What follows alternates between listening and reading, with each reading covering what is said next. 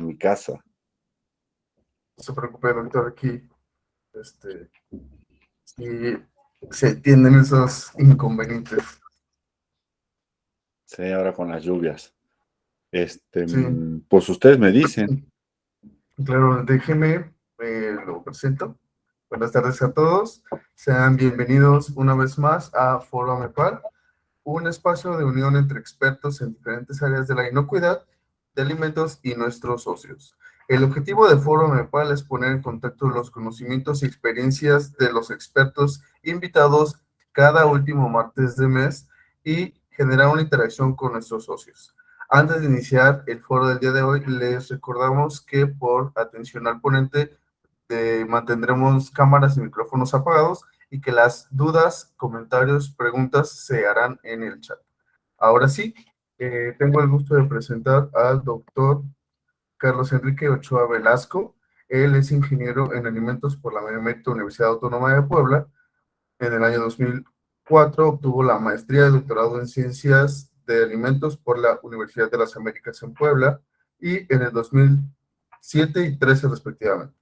Posee una estancia postdoctoral en la Universidad Tecnológica de la Mixteca y actualmente es profesor investigador de la UAP en el Departamento de Bioquímica y Alimentos de la Facultad de Ciencias Químicas. Es miembro del Sistema Nacional de Investigadores, nivel 2, responsable del UAP CA 43, Cuerpo Académico Consolidado, Bioquímica y Alimentos, y miembro del Padrón de Investigadores de la UAP. Ha publicado más de 55 artículos de investigación en revistas indexadas en el JCR. Es autor de 14 capítulos de libros y ha presentado más de 100 trabajos en congresos nacionales e internacionales, participando además como ponente en varios de ellos. Es revisor de diferentes revistas de investigación internacional y ha dirigido más de 50 tesis de grado y posgrado. El día de hoy, el doctor Carlos nos compartirá una charla titulada Retos y perspectivas del uso de VC en alimentos. Gracias, doctor Carlos, por su presencia y bueno, le cedo el micrófono y adelante. Sí, nada más deja que yo le vea aquí dónde le puedo compartir, porque no me da opción.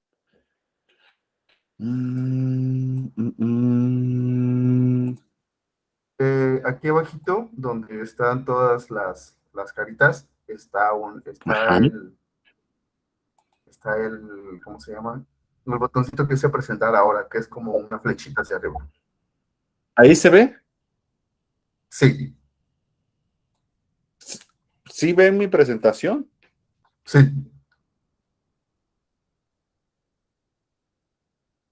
No escuché yo. Sí, doctor, sí se ve su presentación. Ah, ok, ya, ok. No me daba opción, pero ya.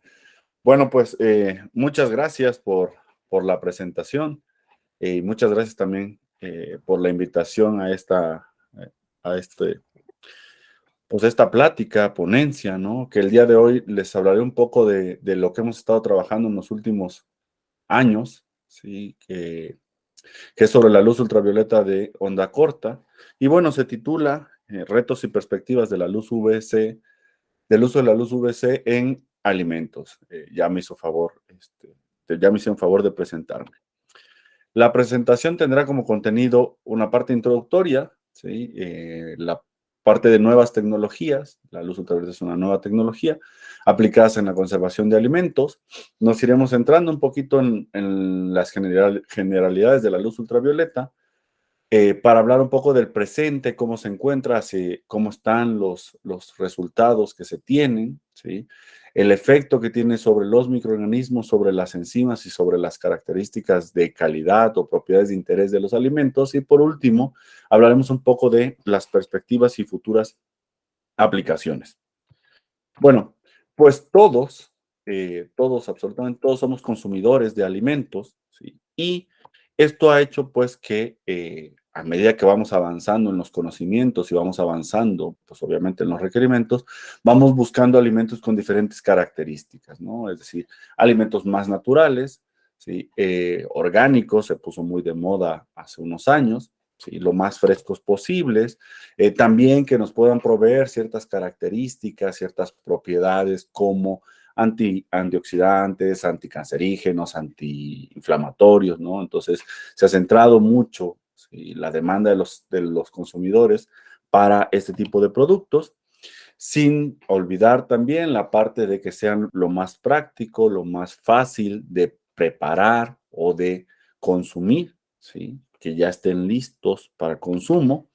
También estamos demandando productos con menos aditivos, ¿sí? Es decir, menos cuestiones dañinas, como en el caso de la sal, como en el caso del azúcar, como en el caso de cuestiones que te pueden dar exceso de calorías, como en el caso de las grasas, ¿no? Y bueno, pues también hemos estado demandando pues menos consumo de carne, pero no específicamente el de la carne como tal, sino que del sacrificio de los animales, ¿no? Hay una tendencia muy fuerte, ¿no?, de no consumir productos de origen animal, sobre todo por evitar el matar este tipo, o sacrificar este tipo de alimentos, ¿no? Y evidentemente, una parte que ha ganado muchísima fuerza es cómo a todos estos factores, ¿sí?, que hemos visto, pues afectan el desarrollo de ciertos padecimientos o no, ¿sí? Entonces, ha sido de mucha importancia toda esta demanda porque se asocia muchos alimentos, el consumo de muchos alimentos, con la aparición de ciertos padecimientos, ¿no? Entonces, tratando de llevar una buena salud, pues estamos demandando este tipo de productos, ¿no? La industria de alimentos, evidentemente preocupada por cumplir con las expectativas de los consumidores, ¿sí?, ha pasado de tener este tipo de alimentos que se siguen consumiendo, vamos, a alimentos, ¿sí?, un poco distintos, ¿no? Es decir, alimentos que vamos, sean más prácticos, que tengan múltiples propiedades como las que comenté, ¿sí?, cumplir con las necesidades como, pues si soy intolerante a la lactosa, pues generar otro tipo de productos como el yogur, productos cárnicos también a partir de células madres y, bueno, lo que está ahorita por venirse, lo de la cocina 3D, es decir, ¿sí?, mediante algún tipo de brazo mecánico, poder ir inyectando pasta y generar un tipo de alimento, ¿sí?, que sea, seguramente en unos 5 años ya estará comercializándose este tipo de productos. ¿Sí? Para cubrir esas demandas, se han generado también nuevas tecnologías, las cuales, ¿sí?, tratan de cumplir con los requerimientos de los consumidores, generando alimentos más seguros, más estables, más frescos, ¿sí? Y bueno, aquí presento un listado de algunas de estas nuevas tecnologías, ¿no? Vamos, se quedó el nombre de nuevas tecnologías porque como tal ya tienen muchos, muchos años, ¿no? Entonces, una de ellas son el ultrasonido de alta intensidad, ¿sí? Que hubo un tiempo que se utilizó mucho o se trató de utilizar como como un método de pasteurización de alimentos. La verdad es que no tuvo mucho éxito en esa área, pero en el área de los procesos de impregnación ha tenido bastante éxito, ¿no? El plasma frío, el cual pues ha venido ganando fuerza porque es un método de esterilización de ambientes en el cual mediante corriente eléctrica se generan especies reactivas de oxígeno que pueden superoxidar los microorganismos, ¿no? Microondas también, sobre todo para procesos de extracción. Los pulsos de luz, que también han tenido muchísima fuerza, las investigaciones porque han obtenido reducciones microbiológicas bastante interesantes, entonces se genera un barrido en el espectro electromagnético UV visible y con esto pues genera la inactivación microbiana. Los campos eléctricos pulsantes, las altas presiones dinámicas e hidrostáticas y, bueno, por último, la luz ultravioleta, que es de lo que hablaremos, ¿no? Para el caso de los campos eléctricos pulsantes, pues, es una de las tecnologías que más aplicación ha tenido, ¿sí? Hay algunos alimentos ahí que se ha experimentado, que se ha utilizado en los campos eléctricos y, sin duda alguna, donde ha tenido muchísimo éxito es en cuestión de las papas, ¿no? Generan ciertas características de freído, de secado de las papas, y de las papas a la francesa y este tipo de productos, que hacen que un pretratamiento con los campos eléctricos sea beneficioso. Las altas presiones, por otra parte, es también una tecnología bastante aplicada. Las altas presiones de homogenización o las altas presiones dinámicas, muy utilizadas en la cuestión láctea, se ha probado también para la inactivación de microorganismos, ¿sí? En este tipo de alimentos. Y sin duda alguna, la más importante hasta el momento y la que ya consumimos muchísimos productos son las altas presiones hidrostáticas, ¿no? Es la tecnología o la nueva tecnología que ya se está apuntalando bastante fuerte en los consumidores, ¿no? Muchos de estos productos, como les decía, los consumimos, vamos, ya hay bastantes en el mercado, ¿no? Aquí hay algunos ejemplos de ellos. Ahora sí, entrando un poco en lo que vamos a hablar el día de hoy, ¿sí? La luz ultravioleta, pues, se encuentra en el espectro electromagnético entre los 200 y los 400 nanómetros, ¿sí? Esta la podemos dividir generalmente en tres zonas, que son la luz ultravioleta de onda corta, ¿sí? Que va de los 200 a los 280 nanómetros, la luz ultravioleta de onda media, que va de los 280 a los 320, y la luz ultravioleta de onda larga, que va de los 320 a los 400 nanómetros, ¿sí? La que ha sido hasta el momento de mayor interés para los alimentos es la de la luz ultravioleta de onda corta, ¿sí? La que va de los 200 a los 280 nanómetros, porque se ha visto que en este rango es donde se obtiene principalmente el efecto germicida, ¿sí? Mientras que las otras dos, la luz UVA y la luz UVB, sí se han evaluado, pero al no ser tan poderosas, el efecto como algún tipo de pasteurización o una situación así no ha sido tan benéfico, pero vamos a ver más adelante algunos efectos bastante interesantes, ¿no?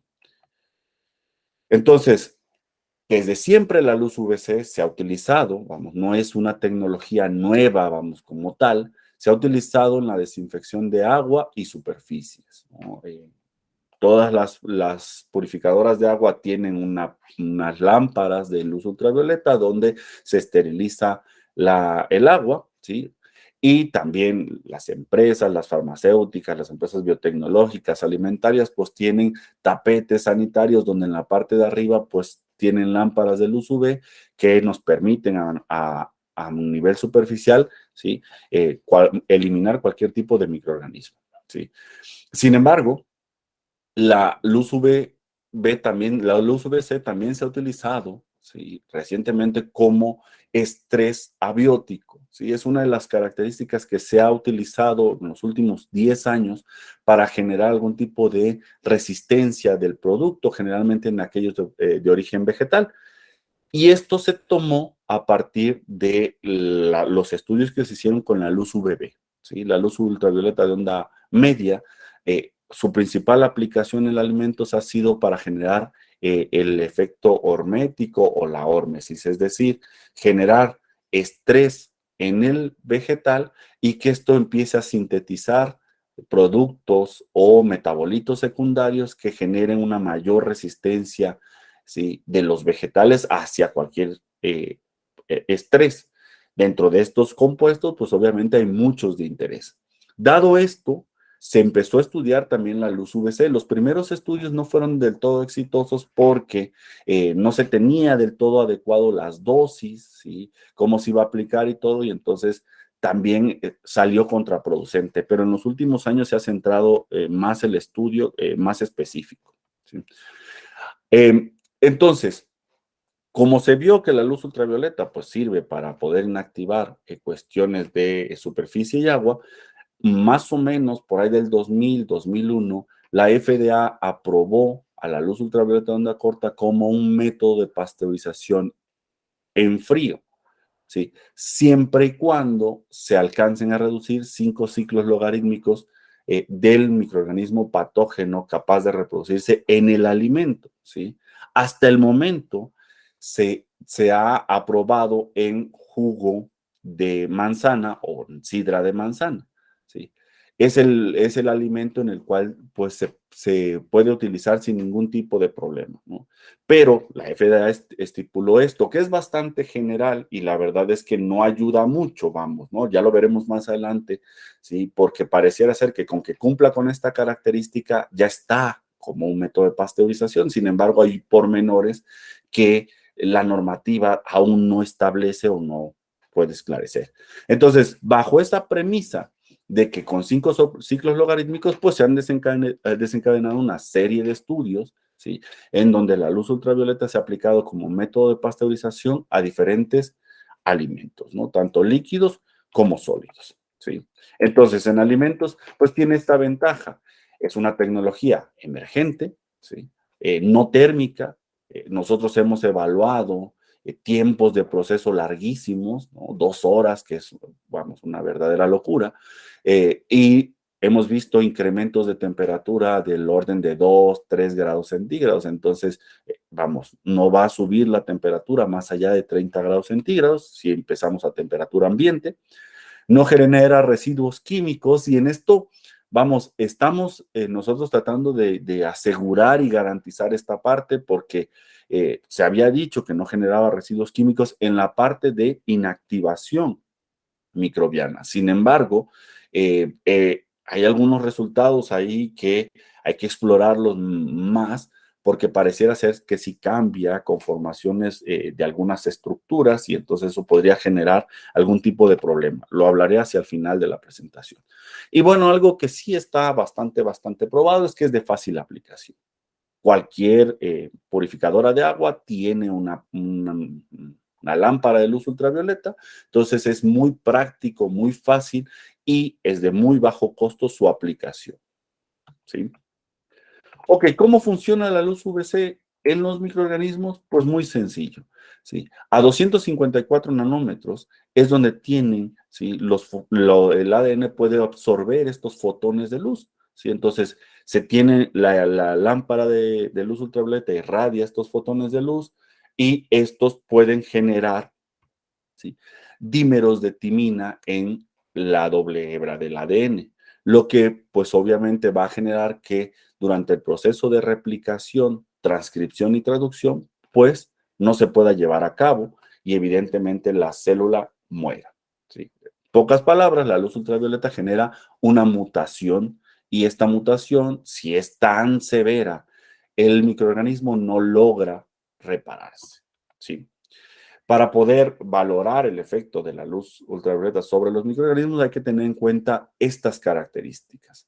Primero, el tipo de microorganismo. ¿Por qué? Porque no todos los microorganismos están compuestos de las mismas características. Entonces, de manera general, se estipula que las gram negativas son menos resistentes, luego las gram positivas, luego las levaduras y luego los mohos. Y esto va de la mano por la pared celular y las capas que pueda tener. Si tiene membrana nuclear, si tiene pared celular, pues obviamente son barreras a el paso de la luz y a que pueda llegar la luz al material genético, ¿sí? Entonces, en las bacterias es mucho más fácil su aplicación y que pueda llegar, vamos, a tocar o a dañar el material genético porque no tiene tantas capas, vamos, ¿no? Entonces, el tipo de microorganismo es muy importante. La especie también hemos evaluado microorganismos de diferentes especies y no se comportan igual, veremos resultados más adelante.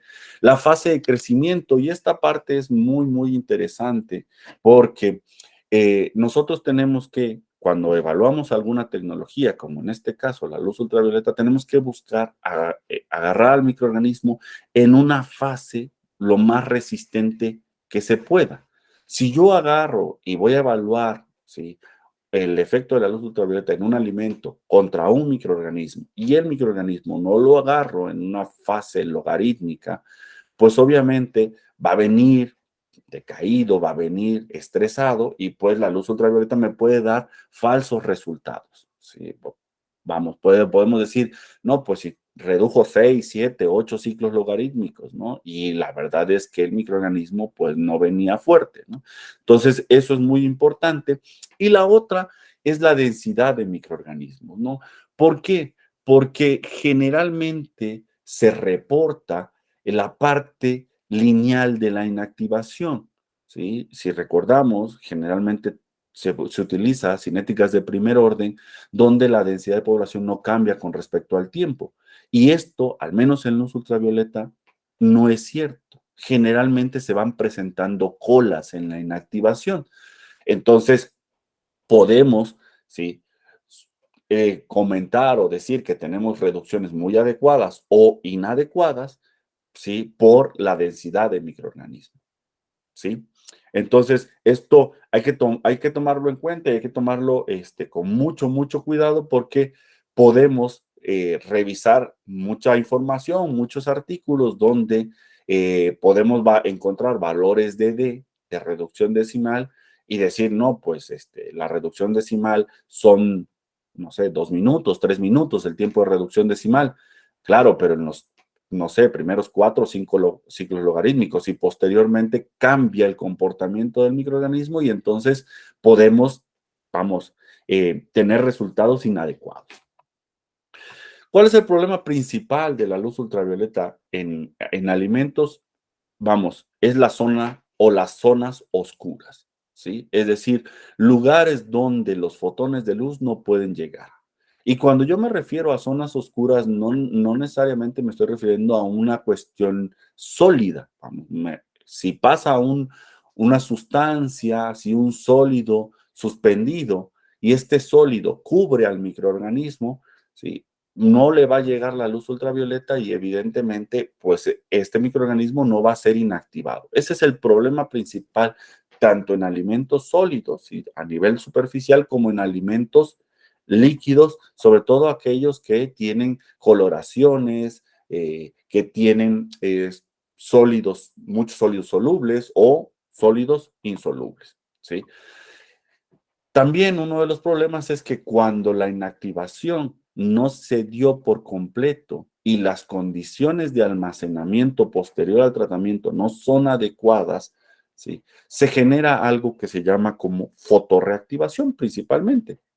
Sí, entonces la fotorreactivación es que cuando el producto o el microorganismo que ya fue inactivado, como estoy entrecomillando, por luz ultravioleta, eh, se pone o se expone a longitudes de onda superiores a las 330 nanómetros, sí, vamos, el microorganismo tiene sus maneras de repararse, ¿no? Y entonces una de ellas es que se activa la enzima fotoliasa y esta enzima va rompiendo los bucles o los dímeros de pirimidina y, bueno, se va uniendo otra vez la doble hebra del material genético y vamos, sigue el proceso normal, ¿no? Es una forma de defensa de las células que tienen. Por otra parte, también cuando se ha utilizado eh,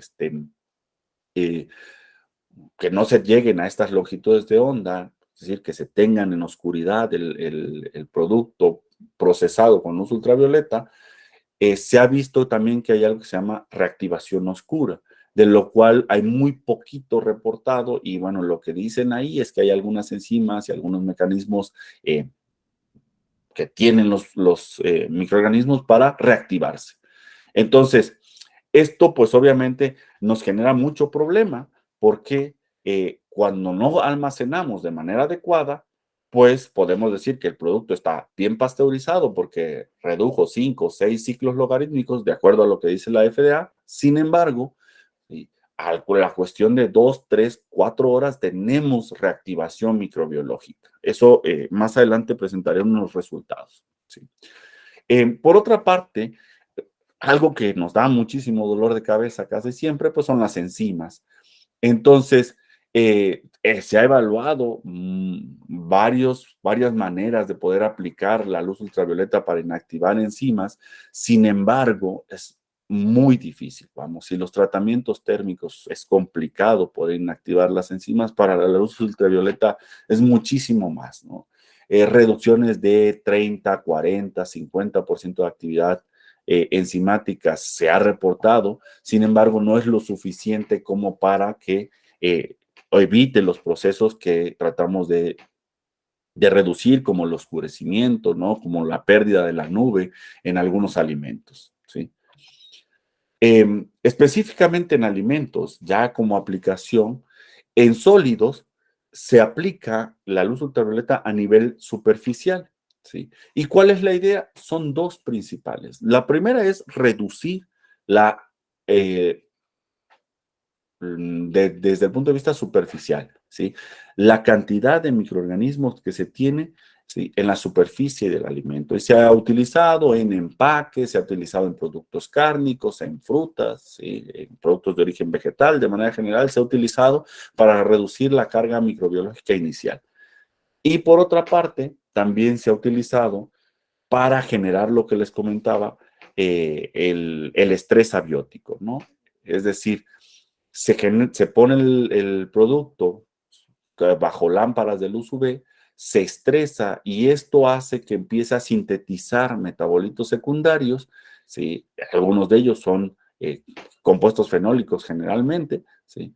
Y estos son casi siempre antimicrobianos. Entonces, pues, le induce cierta resistencia, ¿sí? Al vegetal. ¿Cuál es el problema? Y que se los comenté al principio. El problema es que si las dosis no son bien calculadas, pues obviamente se ha observado también que muchas de los procesos de madurez y senescencia se aceleran. Es decir, el producto generalmente muere más rápido, ¿sí? Porque estamos activando diferentes tipos de rutas metabólicas que generan, ¿sí? La producción principalmente de hormonas como el etileno. Entonces eso hace que se acelere los procesos de degradación. En alimentos líquidos, que es donde la luz ultravioleta se ha ocupado, vamos por mucho, eh, los factores que hay que tomar en cuenta son el tipo de líquido, ¿sí? El color, la turbidez y el coeficiente de absorción. Casi todos van de la mano, ¿sí?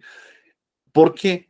Porque si bien se ha aplicado con mucho éxito en agua, ¿sí? Para la cuestión microbiológica y en jugos clarificados, y llámese jugo de manzana, como lo dije al principio, ¿sí? Nosotros lo hemos evaluado y ha tenido bastante éxito en agua de coco, producto, vamos, transparente, ¿sí? Eh, en productos donde se tiene coloraciones, no sé, naranjas, rojas, moradas, o en productos con alto contenido de sólidos suspendidos, ¿sí? La verdad es que la luz ultravioleta le cuesta muchísimo, ¿no? Y algunas pruebas indican que logra el 90% de su inactivación solo se da a nivel superficial, es decir, 1 milímetro a lo mucho, ¿sí? Vamos, en alimentos que son como los néctares y esto no le hace ni cosquillas, ¿no? Habría que buscar combinaciones de tecnologías para poder utilizar la luz ultravioleta como método de pasteurización, ¿sí? Ahora, no quiere decir que no se hayan investigado diferentes formas, ¿sí? Una de ellas es incrementando las dosis, ¿sí? La dosis de irradiación se calcula generalmente de esta manera, es decir, la intensidad de la lámpara con respecto al tiempo de exposición o tiempo de retención, dependiendo sea el caso, ¿sí? De esta es una manera de poder calcular la dosis que se le da y a mayores dosis se ha notado mayores inactivaciones microbianas. Ojo, hay que tomar en cuenta la parte que comentaba de la cola, ¿no? De la parte donde se va haciendo asintótico al tiempo de tratamiento, ¿sí? Junto con la dosis, aplicar turbulencia, ¿sí? Mediante diferentes mecanismos también ha favorecido la inactivación microbiana. ¿Por qué? Porque al momento de generar cierta turbulencia, ya sea incrementando la velocidad de la bomba o incrementando el caudal o generar algún tipo de agitación externa o bien algún tipo de aspas, estrías que me permitan generar turbulencia en el líquido, lo que va a hacer es que va a permitir que las partículas microbianas puedan tomar contacto con la lámpara, ¿sí? Y esto pues obviamente va a incrementar la inactivación microbiana. Esto es uno de las cosas que se ha estudiado más, ¿sí? Ahora, estos son algunos alimentos, ya sea sólidos o líquidos, dentro de los que más se han estudiado, ¿sí? En alimentos, la aplicación de la luz ultravioleta. Y lo que más se mide, evidentemente, es qué pasa con el proceso sobre los parámetros físico-químicos, sobre los compuestos bioactivos que recientemente han ganado muchísima fuerza y sobre, obviamente, la inactivación microbiana y lo que falta sobre alargar la vida útil, ¿sí? En los parámetros físico-químicos, la luz ultravioleta, al no ser tan fuerte, vamos, no los afecta. ¿Sí? Estoy hablando del pH, de los sólidos solubles totales, de la acidez titulable. Este tipo de parámetros no son afectados. ¿Por qué?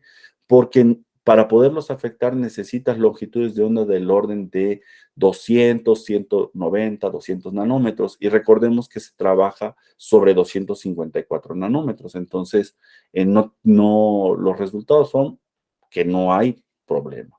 En el caso del color, sí hay información que indica que a mayores dosis, mayor cambio de color, ¿sí? Sin embargo, los cambios son muy bajos y no perceptibles para el ojo humano, ¿no? Recordando que un valor como del orden de 6 del cambio neto de color ya logra ser perceptible, los valores generalmente son del orden de 3, 4, en el cambio neto de color y generalmente no lo percibimos, vamos, ¿no? Los compuestos bioactivos acá sí ha tenido resultados muy interesantes. Aquí hay algunos de los que se miden, ¿no? Y obviamente la capacidad antioxidante. Y en alimentos sólidos, sí, se ha observado que al momento de irradiar el vegetal, generalmente es en productos de origen vegetal, durante el almacenamiento se logran sintetizar mayor compuestos antioxidantes. Por ahí debe de estar.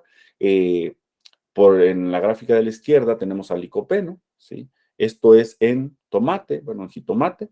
Vemos pues cómo a mayor dosis de irradiación, sí, se sintetiza más licopeno durante el almacenamiento, igual mayor fenoles y obviamente mayor capacidad o actividad antioxidante, ¿sí? Ojo, hay que tomar en cuenta lo que les decía, que también se acorta la vida en anaquel. Esto es, la gran mayoría de los artículos reportan eso, ¿no? Se acelera la producción de etileno y consecuentemente la muerte programada. ¿Sí? En otros productos, como el blueberry, que de por sí es rico en antioxidantes, igual.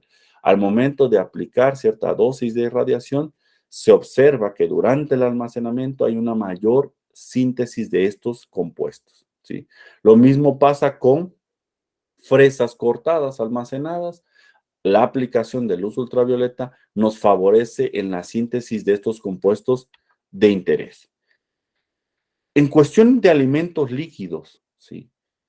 Los resultados, vamos, van un poco en función del alimento, ¿no? Y no se ha logrado establecer bien el efecto que tiene la luz ultravioleta sobre estos parámetros de calidad, ¿no? En el caso de la vitamina C, generalmente sí hay una reducción, aunque, vamos, es mínima, ¿sí? Y mucho menor que la comparada con los tratamientos térmicos, ¿sí? Estamos hablando de reducciones de 80, de 10, 20%, ¿sí? Mientras que en el caso de los compuestos fenólicos, las reducciones son menores y en algunos casos se ha observado incrementos, ¿sí? Es decir, pareciera ser que la luz ultravioleta incrementa el contenido de compuestos fenólicos, ¿sí? Lo mismo pasa con la capacidad antioxidante, recordando pues que la vitamina C, los compuestos fenólicos son los principales aportadores de capacidad antioxidante de un alimento, sobre todo los compuestos fenólicos, ¿sí? Entonces, si se observa un incremento en los compuestos fenólicos, casi siempre va de la mano con un incremento en la capacidad antioxidante, ¿sí?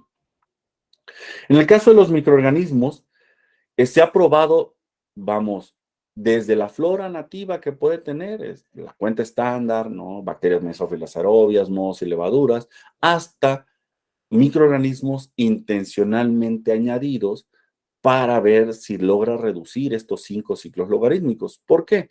Porque generalmente en un alimento, pues las cargas microbiológicas no son tan altas, vamos. Estoy hablando de un alimento medianamente bien preparado, ¿no? Si tenemos un alimento contaminado, pues obviamente es muy alta. Pero en alimentos normalmente las cargas pues, van 3, 4 ciclos, entonces no nos da para probar estos 5 ciclos que demanda la FDA. Entonces se tiene que inocular con algún tipo de microorganismos. Aquí pongo algunos de los más utilizados y valorar si de verdad se logran reducir estos 5 ciclos logarítmicos, ¿sí? Entonces, aquí vemos, estos son resultados de nosotros, ¿sí?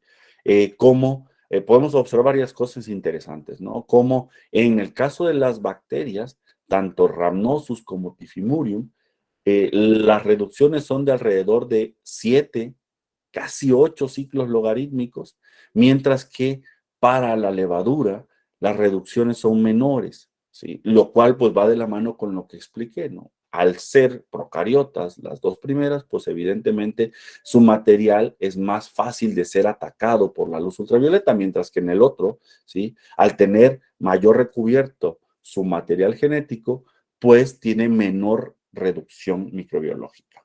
Ahora, otra característica que es importante, ¿sí? Es lo que les hablaba de la densidad de población. Nótese que si nosotros solo trabajáramos con los primeros 6 minutos de este proceso, podríamos confundirnos y decir, pues es una cinética de primer orden, es una cinética de inactivación lineal, ¿sí? Sin embargo, al momento de empezar a llegar a tiempos de 6, 7, 8, 9, 10 minutos, vemos cómo se va torciendo eso y nos empieza a dar una idea de que lineal no es. Y como decía hace un momento, podemos tener resultados que podamos sacar producto o sacar resultados y decir, ah, pues sí, se logra reducir porque se modeló con una cinética de primer orden, el valor de reducción decimal es del orden de 2 minutos, sin embargo, que esto no sea cierto. Entonces, nosotros ya lo comprobamos, prácticamente siempre se ha comportado así, de esta forma, no lineal, y entonces pues tenemos que buscar algunas otras estrategias para ver, para predecir cómo va la inactivación, ¿no? Mediante métodos no lineales. Aquí vemos lo mismo, ¿sí? Cómo es el comportamiento. Aquí vemos también en otro tipo de productos, esto no es de nosotros, este es de jugo de zanahoria, ¿sí? Vemos cómo se comporta distinto dependiendo del tipo de microorganismo también, ¿sí? Otros ejemplos, como en algunos no les hacen ni cosquillas prácticamente, ¿no? Ni un ciclo logarítmico logran reducir, mientras que en otros, pues, se logra reducir en cuestión de 1 minuto de tratamiento, ¿sí? Las cargas microbiológicas. También aquí hay que tener un poquito de cuidado en cuestión de los equipos, ¿sí? Que hablaré un poquito más adelante. Ahora, comenté pues que uno de los problemas principales que tiene la luz ultravioleta y son lo que debemos de atacar es la reactivación. ¿Por qué? Porque los estudios están muy bonitos cuando tú presentas gráficos como estos, ¿no? Donde dices, como el de arriba izquierda, ¿no? Donde tú dices, pues 3.5 minutos de tratamiento y pues logramos reducir 5 ciclos. Claro, pero ¿qué pasa después? ¿Sí? Y lo que se ha observado es que, si aquí alcanzan a ver la figura de la izquierda, es que con el paso de los días se incrementa, ¿sí? La carga microbiológica si el almacenamiento no es adecuado, ¿sale? Entonces, pues eso nos genera, pues obviamente un área de estudio bastante interesante.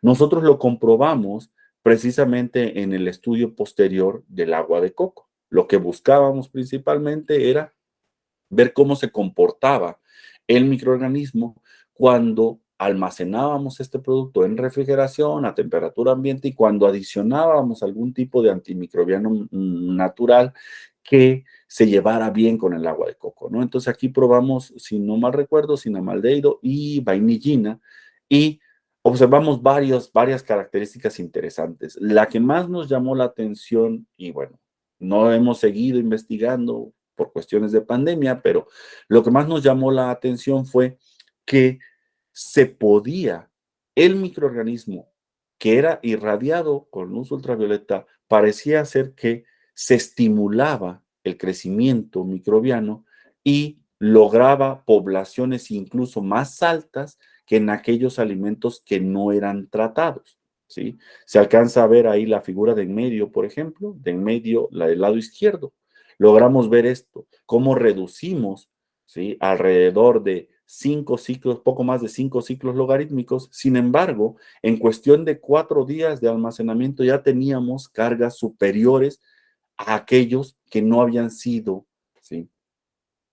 irradiados, lo cual pues obviamente es de bastante interés, por una parte, por la situación de conservación, ¿no? Porque pues es para llamar la atención el crecimiento microbiano, pero también nos genera una ventana de oportunidades bastante interesante en aquellos procesos donde el crecimiento microbiano se requiere, es decir, cuestiones de fermentación, ¿no? Entonces, por ahí esperamos estar estudiando próximamente, ¿no? Del otro lado, cuando se almacenaba a 5 grados centígrados, pues lográbamos observar que se mantenían las cargas, ¿no? Y, bueno, la adición del antimicrobiano, pues aún ayudaba un poco a que la carga microbiológica se mantuviera, o en aquellas, me parece que la que añadimos cinomaldehído, logró reducir, ¿sí? Durante el almacenamiento. Entonces, pues es evidente que esto es una de las perspectivas que debemos de tomar en cuenta, ¿no? Para ir terminando esta plática, voy a hablar un poquito de las cuestiones que hay que atender de la aplicación de la luz ultravioleta, cuestiones que no podemos seguir pasando por alto, y si alguien quiere estudiar cuestiones de inactivación por luz ultravioleta, con luz ultravioleta, tiene que tomar cuidado y tiene que ser algo de principal atención, ¿sí? Lo primero es el diseño y la construcción de equipos. Estamos muy lejos, la luz ultravioleta está muy lejos de aplicaciones tecnológicas y desarrollos tecnológicos en comparación con otras tecnologías. Es bastante sencillo, sin embargo, ¿sí? Debido a que son lámparas, ¿sí? Se han buscado diferentes estrategias para poder em, ser más efectivas, ¿no? Poner una serie de baterías de lámparas para que el producto vaya pasando en serie, ¿no? Poner muchísimas lámparas juntas para poder tener más potencia y consecuentemente más intensidad y más eh, dosis de radiación, también se ha probado. Sin embargo, aún queda mucho, ¿no? Me parece que son dos las empresas que trabajan en eso, pero se puede hacer muchísimo más para el diseño y construcción, ¿sí? El generar diferentes tipos de agitación, ¿sí? Para que pueda generar turbulencia en el alimento.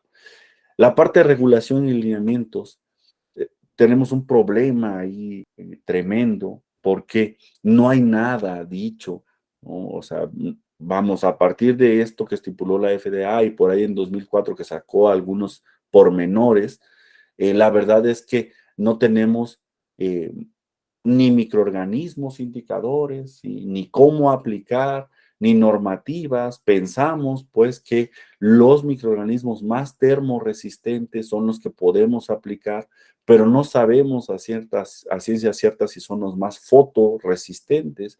Entonces, hay mucho, mucho por regular, ¿sí? Para poder sacar un producto al mercado, ¿sí?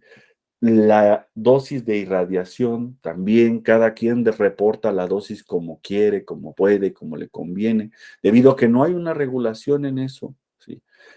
Pues alguien lo expresa en watts sobre centímetros cuadrados, otros en joules sobre litros, algunos utilizan cuestiones volumétricas, otros cuestiones energéticas, otros cuestiones actinométricas, ¿sí? Todavía no nos logramos poner de acuerdo cuál es el método más fiable para medir la dosis de radiación. Lo mismo con los microorganismos, ¿sí? Generalmente agarramos los clásicos, ¿no? E. coli, salmonella, listeria, y sobre esos vamos trabajando, ¿no? Pero hay que estudiar más, saber cuáles son los microorganismos indicadores para qué alimentos, ¿no? La parte de la reactivación, como lo comenté, pues tiene que ser un foco de atención. Me extraña que no hayan tantos artículos todavía sobre esto, porque evidentemente causan muchísimo, muchísimo ruido, ¿sí? Si bien pues son alimentos pasteurizados, tienen que ir a 5 grados centígrados, pues evidentemente también hay reactivación, ¿sí? Entonces se tendría que estudiar más esto, y algo que comenté en la diapositiva anterior es el poder explorar los tratamientos combinados, ¿sí? Pocos estudios hay sobre estos, por ahí deben de haber unos 5 o 10 estudios de combinación de pulsos eléctricos UV, altas presiones UV, calor UV, ultrasonido y luz ultravioleta. Entonces, vamos, se puede hacer muchísimo para poder combinar tratamientos y lo que no pudo hacer la luz ultravioleta, pues lo pueda terminar de hacer otra tecnología o bien algún tipo de aditivo, algún tipo de agente conservante natural. Sí, también eso es importantísimo. Y bueno, pues siempre me gusta agradecer a mi equipo de trabajo. La verdad es que las cosas no se logran solas. Parte de los resultados que presenté aquí y del background que tenemos, pues obviamente es porque tengo un equipo de trabajo. Ahí están los nombres de las personas con las que más colaboramos y evidentemente la lista va a ser interminable si me pongo a agradecerle a mis estudiantes, pero bueno, ellos son los que hacen el trabajo duro. Entonces, pues por mi parte es todo. Ahí está mis datos de contacto por si a alguien le interesa algún tipo de colaboración, algún tipo de investigación, tesis o algo por el estilo. Muchas gracias. Muchas gracias, doctor. Sin duda un tema bastante interesante, bastante novedoso. No sé si alguien de los presentes tenga alguna pregunta para el doctor. Me voy a salir tantito de la presentación porque Claro. Adelante, Carla. no sé, yo nomás veo la pantalla y no veo a ustedes. Buenas tardes. Mi pregunta es relacionada con si puede tener algún efecto, digamos, no bueno para la salud el hecho de que queden residuos genéticos de microorganismos en el agua que es tratada con luz ultravioleta. O sea, si puede ocasionar algún daño a la salud estar consumiendo esos restos de bacterias que se inactivan con la luz ultravioleta. Gracias. Hasta el momento no ha habido reportes de algún tipo de problemas. Yo pensaría, porque es una pregunta bastante interesante y nunca me la habían hecho. Este, no hay reportes y yo infiero que el hecho de que indique que no hay residuos ni nada va en ese sentido. Sí, entonces yo creería que no, vamos, ¿no? Pero puede darse el caso porque si hay microorganismos, pues que pueden ir adoptando este material genético, ¿no? No sé si a nivel humano pueda afectarnos, vamos, ¿no? Pero a nivel microbiano, pues sí puede tomar este tipo de información genética y pues mutar, vamos, ¿no? Me refería hace unos momentos a cuestiones de residuos que estábamos estudiando nosotros, principalmente por la situación de que hemos detectado que puede generar especies reactivas de oxígeno y entonces estas especies reactivas de oxígeno aún se pueden presentar, eso es lo que estamos validando después de tiempo de proceso. Entonces, esto puede afectarnos porque a lo mejor nosotros estamos aplicándolo como un método de inactivación microbiana, pensando en la parte del bucle, de que se genera el bucle de los dímeros de pirimidina. Sin embargo, lo que esté generando fuerza sea el proceso de las especies reactivas de oxígeno. Entonces, esto lo estamos estudiando apenas y sí ya hay algo que me empieza a generar cierto problema, ¿no? No sé si me expliqué. Más allá de la cuestión microbiológica, me está preocupando un poco la cuestión de las especies reactivas de oxígeno, ¿sí? Porque siguen inactivando, vamos, aun cuando no hay luz. Sí, gracias. Y bueno, si me permiten una segunda pregunta, sería con respecto a su opinión. No es un tema de aplicación directo en alimentos o bebidas, pero ¿qué opina sobre colocar lámparas de luz ultravioleta en áreas de trabajo de personal? Porque ahora con la pandemia lo que yo estuve observando es que pues les vendían a los comedores industriales, a los restaurantes, incluso a la industria de alimentos, menos, pero sí les vendían estas lámparas de luz ultravioleta que colocaban en áreas de proceso de alimentos. Y bueno, a mí la verdad me preocupó porque, bueno, no está demostrado que funcione de esa manera, pero quisiera saber su opinión, por favor. Bueno, la verdad es que la luz ultravioleta no es para aplicarse directamente. ¿no? Tiene efectos fuertes, o sea, en la vista te puede dejar ciego después de cierto tiempo de estar viendo las lámparas con luz UV. Y por otra parte, también, o sea, si la luz UVB y la luz UVA generan quemaduras, pues imagínense la luz UVC que es más fuerte todavía, ¿no? Entonces, sin duda no creería que fuera una buena alternativa. Como tapete sanitario sí lo ocupan porque obviamente abajo ya están las soluciones y en la parte de arriba pues te dicen no veas, ¿no? Necesitaría revisar porque esta parte no la he revisado como tal, una respuesta de que si es adecuado o no, tendría que ver qué tipo de filtro ocupan esas lámparas para ver hasta dónde sí puede ser efectiva, ¿sí? Vamos, porque nosotros las lámparas que ocupamos, los chicos los tengo con cuidado de que no las vean, de que tenemos cámaras especiales para que no esté, vamos, la luz abierta, vamos, porque genera daños a la vista. Entonces, tendría que checar qué tipo de filtro ocupan para ver si de verdad pudiera causar daños, ¿no? De entrada, yo no lo recomiendo. Vamos, no lo recomiendo. Y nosotros por ahí, yo pensé algún tipo de alternativa así para la cuestión ahora del coronavirus, pero dadas estas características, pues vas a solucionar una cuestión generando otro mal, pues no creo que sea viable, ¿no? Sí, muchas gracias. Sí, de que. No sé si exista alguna otra pregunta.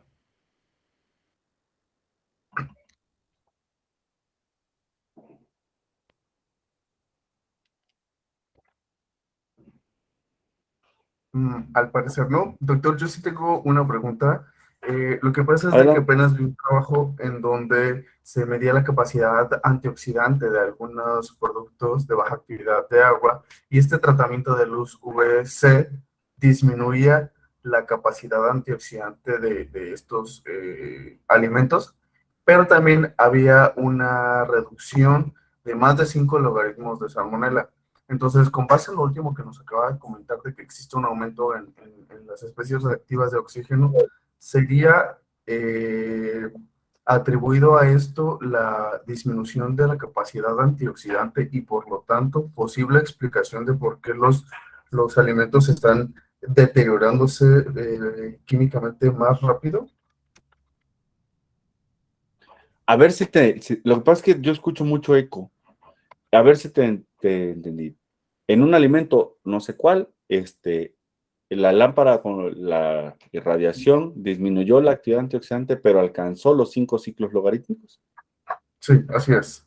Disminuyó los 5 ciclos logarítmicos. Así, recordemos, pues, lo que acabo de comentar de las especies reactivas de oxígeno es algo que estamos probando nosotros. O sea, no es algo que lo vas a encontrar tan fácil publicado. Por ahí hay 1 o 2 artículos que hablan sobre eso.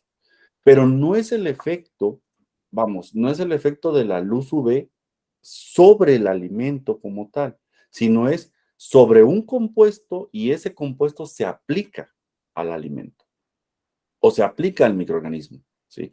Entonces, por eso decía que no es directamente que la inactivación sea al material genético. No sé si me explico, ¿sí? Sí, Ahora, sí. lo que hemos visto nosotros es que la luz ultravioleta puede generar cambios en la cuestión de los antioxidantes. Los incrementan, los disminuyen, pero no va de la mano, eso sí te lo puedo decir porque ya lo hicimos, no va de la mano, ¿sí?, con la cuestión microbiológica. Vamos, porque el efecto de la luz ultravioleta sobre el microorganismo, vamos, sobre el microorganismo es sobre el material genético. ¿Sí? Sí, queda clara esta parte. Sí, doctor, muchas gracias. Carla tiene otra vez la mano levantada. Me imagino que le surge alguna otra pregunta. Sí, sí, una que se me estaba pasando.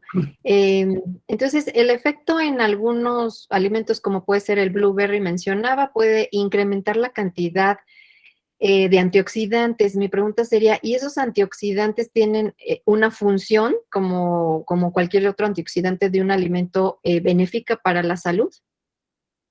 Sí, porque el efecto que tiene ahí la luz ultravioleta no va, o sea, bueno, puede funcionar como cuestión de inactivación microbiana superficial, pero más bien lo que hace es como un estrés.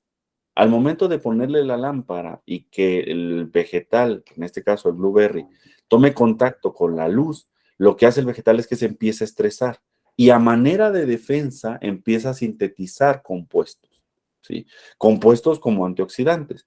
Entonces, no es que sean antioxidantes distintos a los que tienen y que tengan otras funciones, ¿no? Son los mismos, simple y sencillamente que la concentración es mayor, ¿sí?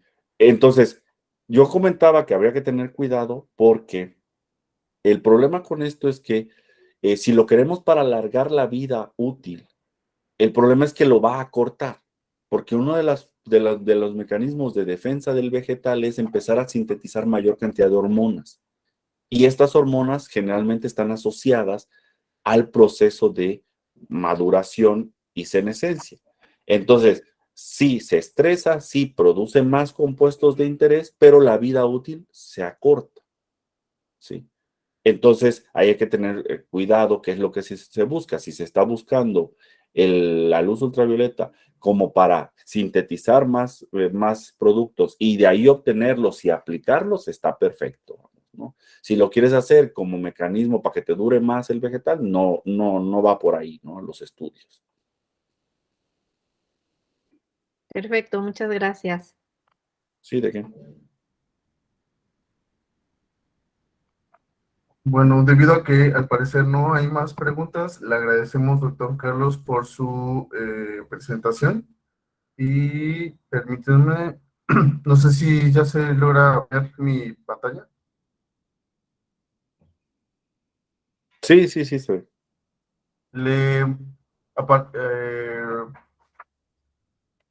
de parte de la asociación, le entregamos esta constancia por su participación en el foro AMEPAL del mes de agosto. Y les agradecemos a todos los que asistieron a la convocatoria de este evento, recordándoles que cada mes tenemos eventos de esta temática y pues les seguiremos agradeciendo su presencia. Muy buenas tardes a todos y una vez más, gracias a todos por su presencia. Gracias, gracias. Hasta luego, bonita tarde. Igualmente.